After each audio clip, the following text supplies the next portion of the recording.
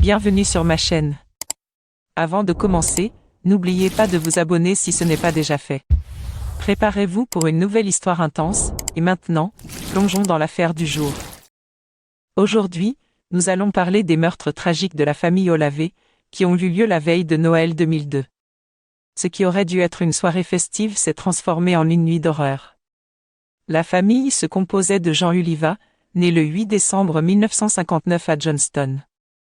Jean, 43 ans en 2002, était une femme douce et attentionnée, connue pour sa générosité envers les autres. Inspirée par son envie d'aider, elle avait choisi une carrière de technicienne en radiologie. Jean était marié à Ernest, né le 23 avril 1960. Âgé de 42 ans, Ernest dirigeait une entreprise de transport en Pennsylvanie. Ensemble, ils avaient 2 filles, Elisabeth, surnommée Lizzie, âgée de 15 ans, et Victoria, surnommée Vicky, âgée de 20 ans, qui était déjà maman d'une petite fille de 9 mois, Madison. Derrière cette image de famille idéale, la réalité était bien différente. En décembre 2002, après plus de 20 ans de mariage, Jean et Ernest étaient séparés.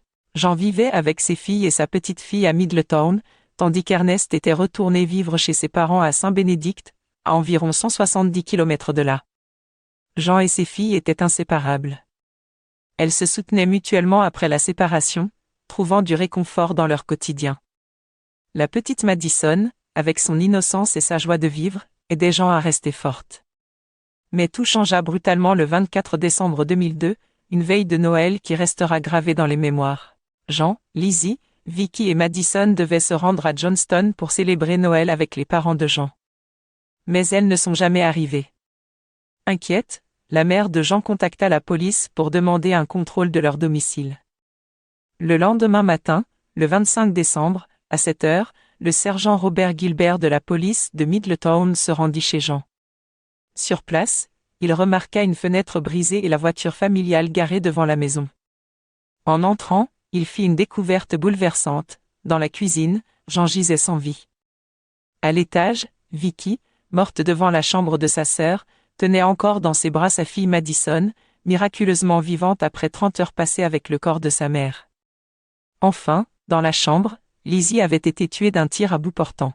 L'enquête révéla que les 3 femmes avaient été tuées d'une balle dans la tête avec une arme de calibre .22. Les lignes téléphoniques avaient été coupées, et rien n'avait été volé, indiquant une attaque préméditée et ciblée.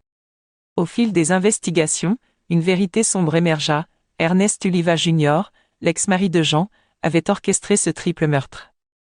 Furieux de leur séparation et des accusations de maltraitance portées contre lui par ses propres filles, Ernest n'avait pas supporté de perdre le contrôle.